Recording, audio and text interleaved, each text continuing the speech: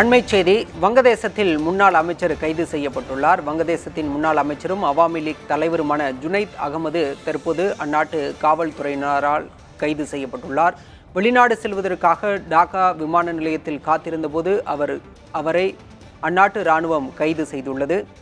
ஏற்கனவே இடஒதுக்கீடு தொடர்பான வன்முறையில் அங்கு பல்வேறு கலவரங்கள் ஏற்பட்டுள்ளன. இதில் 300க்கும் மேற்பட்டோர் கொல்லப்பட்ட நிலையில் தற்போது வெளிநாடு தப்பி செல்லவிருந்த வங்கதேச முன்னாள் அமைச்சரும் அவாமி லீக் தலைவருமான ஜுனைத் அகமது கைது செய்யப்பட்டுள்ளார்.